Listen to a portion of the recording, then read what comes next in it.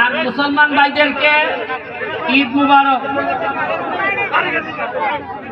এই এত আওয়াজ কে বুঝলাম না। আচ্ছা আচ্ছা আচ্ছা আচ্ছা আজকে আওয়াজ হইব গানের আওয়াজ, মানুষের কোনো আওয়াজ হইতো না। কেন আপনারা যারা আমরা সামনে বসছেন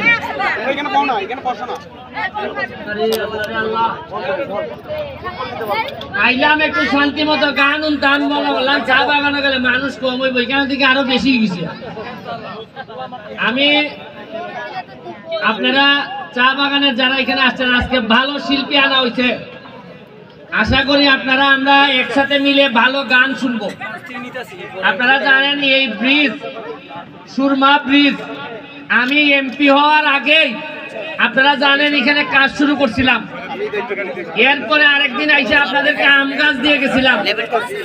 এইবার নির্বাচনে ভোটে আমি এমপি পদে দাঁড়াইছিলাম, আপনারা আমারে আশীর্বাদ করছেন, ভোট দিচ্ছেন, দিয়ে এত ভোট দিচ্ছেন যে 1 লাখ ভোট বেশি পাই আমি এমপি হয়েছি। একটু হাততালি দেও নে। এখন এমপি হইলে কাজ কি ঢাকা গিয়ে বসে থাকলে হইব? এরপরে খালি বড় বড় বক্তব্য দিয়ে কামের সময় কোনো কাম নাই হইব? চা বাগানের শ্রমিকদের কাছ থেকে ভোট নিলাম, নিয়ে এরপরে কইলাম জয় বাংলা দেখা হইব 5 বছর পরে হইব?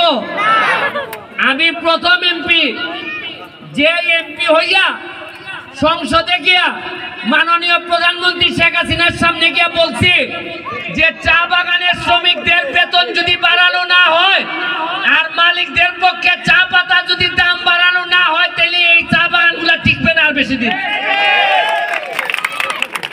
আমি কি জিনিস হারে হারে টের পাইবেন। আমি বলছিলাম যে ভোট আমি এইবারই চাইতেছি, আগামী 5 বছর যদি এমপি হওয়ার ইচ্ছা থাকে, এত খুশি আপনাদেরকে করবো যে আমি ভোট চাইতাম না, আপনারা খুশি হয়ে আমারে গিয়ে ভোট দিয়ে আইবেন। আপনারা কেরে ভালো কাজ করলে ভোট দিবেন না আপনারা? এখন আজকে এইটার উদ্বোধনে সব আপনাদের এলাকার, আমাদের এলাকার সোনারঘাট মাধবপুরের কৃতি সন্তানরা আইছেন। আমার ম্যানেজার সাহেব 2 কথা সভাপতি হিসেবে বলবেন। আমার বামে আপনাদের ইউনিয়নের সফল একজন চেয়ারম্যান বাবুল খান, চিনেন আপনারা? এই পাশে উনি এইবার উপজেলা চেয়ারম্যান প্রার্থী আমাদের সুচন সাহেব, মাধবপুরের উপজেলা চেয়ারম্যান প্রার্থী সুচন সাহেব অত্যন্ত ভদ্রলোক মানুষ, উনি এখানে উপস্থিত আছেন। শাহজাহানপুর ইউনিয়ন, আপনারা ইউনিয়ন আওয়ামী লীগের সাধারণ সম্পাদক মজনু ভাই, একটু হাত তুলেন হুজুর। আমার এই পাশে জয়, সাবেক ছাত্রলীগের সাধারণ সম্পাদক শাহজাহানপুর ইউনিয়নের। খলিল ভাই এইখানে আছেন হচ্ছে গিয়ে বহরা যে মনতলা ইউনিয়নের চেয়ারম্যান আলাউদ্দিন, বহরা ইউনিয়নের চেয়ারম্যান আলাউদ্দিন ভাই।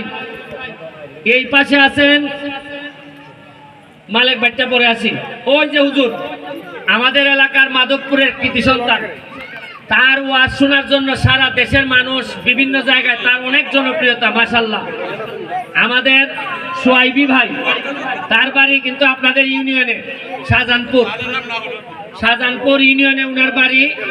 আর এই লোকটারে দেখেন, উনি হচ্ছেন গিয়ে মালিক জাপানি, উনি জাপানে থাকতেন, এই জন্য উনার নাম হয়েছে মালিক জাপানি। উনি চেয়ারম্যানও না, মেম্বারও না, এমপিও না, কিন্তু আমার জানা মতে মনে হয় অন্তত 2 কোটি টাকা এই পর্যন্ত সোনারঘাটের মানুষের পিছনে খরচ করে ফেলছে। একটা হাততালি দিতে হয় না? আমি দেখছি মানুষে হাততালি দেয় যদি কওয়া হয় যে 2 কোটি চুরি করছে, হয় না বেটা বা একটা চুরি করছে। যে বালা মানুষের সম্মান যদি না দেন, তে বালা মানুষ ফায়দা হইতো না, ওইবনি। বালা মানুষের যদি মনে হয়, আচ্ছা ধরেন আমি ব্যারিস্টার সুমন, আমি কি যদি আমি দুর্নীতি না করি, টাকা না মারি, তাহলে আমি কি খাই? টাকা যদি না খাই, তাহলে আমি আপনার কাছ থেকে সম্মান খাইতে চাই। সম্মান মানে আমার যদি বলেন যে না ব্যারিস্টার পোলাটা ভালো, এইটাই তো আমার খাওয়া, আমি এইটাই আপনাদের কাছে চাই। এইখানে আমাদের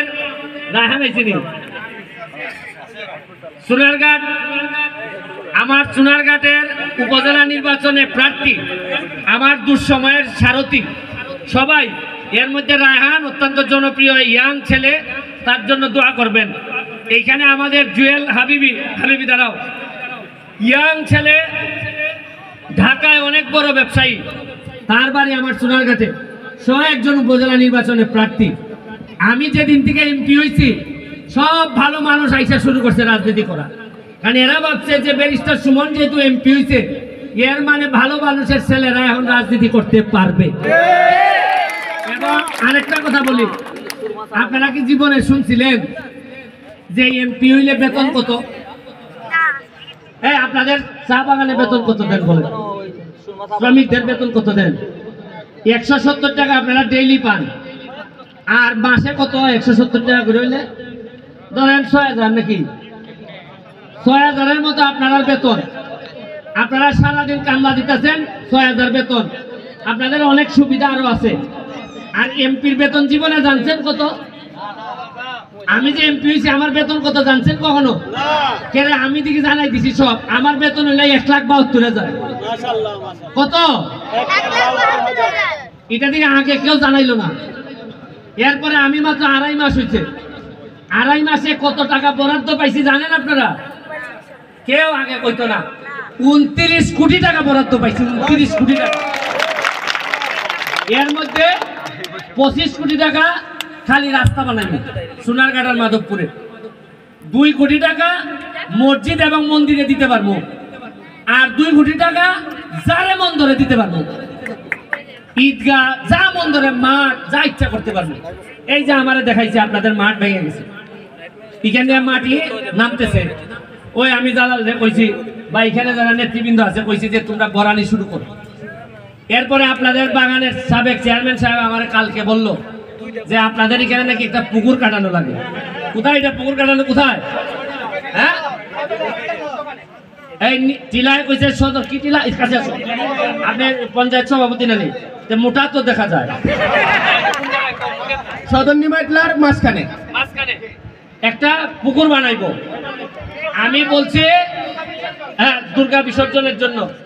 আমি বলছিলাম যে আজকেই কাজ শুরু করে 1 সপ্তাহের মধ্যে পুকুর হয়ে যাবে, টাকা দিব আমি। এখন এরা আমারে কইতেছে আজকে ঈদের দিন মেশিন আইতো না। এই জালাল মিয়া কোন দিন আইবো মেশিন? হ্যাঁ, কালকে মেশিন আইবো, 1 সপ্তাহের মধ্যে পুকুর হইব। আগামী সপ্তাহে যেদিন আমি আইবো আইসা এই পুকুর উদ্বোধন করে দেব। আরেকটা জিনিস হলো, চা বাগানের শ্রমিক ভাই বোনেরা একটা কথা মনে রাখেন, আমার লাস্ট কথা, শেষ কথা, আপনারা এইবার আমারে ভোট দিয়া এই ব্যারিস্টার সৈয়দ সাইদুল হক সুমনের যে সম্মানিত করছেন, এই আগামী 5 বছর প্রয়োজনে ঘুমাবো না, শরীরের থেকে ঘাম বালতির পর বালতি ফেলবো, তাও আপনাদের মন রক্ষা করে আমি চলবো। এবং আপনারা যে ঋণী আমারে করছেন, গুলামি কইরা হইলো এই ঋণ পরিশোধ করবো, আমি কথা দিয়ে দেখতেছি আপনাদের। আপনারা ভালো থাকবেন। আজকে গান শুনবো আমরা, এই জন্য সবাই বক্তব্য দিতে পারি নাই, ক্ষমা সুন্দর দৃষ্টিতে দেখবেন। এখন আমি আমাদের সভাপতি, আমাদের ম্যানেজার সাহেব, তো ম্যানেজার সাহেব বলার আগে আমাদের যে জাপানি ভাই, জাপানি মালিক ভাই, উনি যেখানে যায় এখানে কিছু না কিছু দিয়ে আসে। কি দেয়? কিছু না কিছু অনুদান দেয়। এখন তোমরা বাগান থেকে কি চাও যে ভাই 2টা জিনিস যদিও বাইরে এলাকার না, কি চাও? এই পঞ্চায়েত দিকে আসো, কিতা চাও? একটা জিনিস অন্তত কিছু একটা বরাদ্দ দিবসে কিতা না মন্দির আগে পাঠাতে। আমাদের সুরমা চা বাগানের ভিতরে আমাদের সদরের মন্দিরটা মোটামুটি শেষের পথে আছে, ওখানে কিছু বরাদ্দ দিলে ভালো হয়। আমাদের 10 নম্বর মন্দির, তো আমি এমপি আছি মন্দির করার জন্য, আমার কাছে অলরেডি মন্দিরের বরাদ্দ আছে। এখন উনি তো পাবলিক, রাস্তাও আমি করে দিব, কিন্তু আমাদের নিমাইটলা এবং সদরে আমাদের 2টা দশাচারী ঘর ছিল, যে আমাদের নিমাইটলা এবং সদরে 2টা দশাচারী ঘর ছিল, এই ঘরগুলি নাই। ঘরগুলি যে কোনো কারণে মন্দির করতে যে আমরা এটা ভাঙা নিছি, কিন্তু জায়গা আছে, আমরা ঘরটা উঠাইতে পারতেছি না।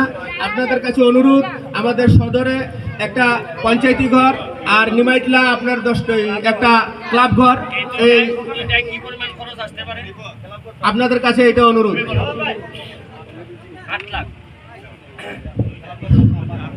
2টা ঘর করতে 8 লাখ টাকা লাগবে আমারে বলল। আমি তো বলছি যে সরকার যদি টাকা না দেয় আমি ব্যারিস্টার হিসেবে টাকা দিব, তাও অন্তত তোমাদেরকে ফিরাইতাম না। মন্দির তো করাই হবে এই 2টার। সামালে আগাও আগাও কিতা কয়।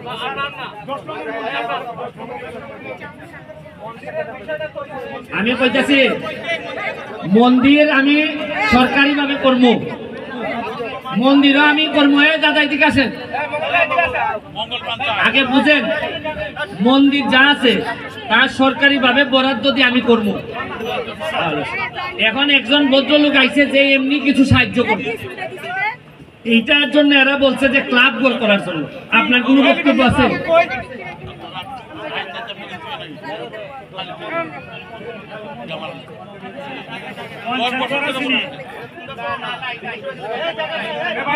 আচ্ছা ঠিক আছে, এগুলো আমি বুঝছি, আমি দেখবো। আপনি আচ্ছা মাঠ যা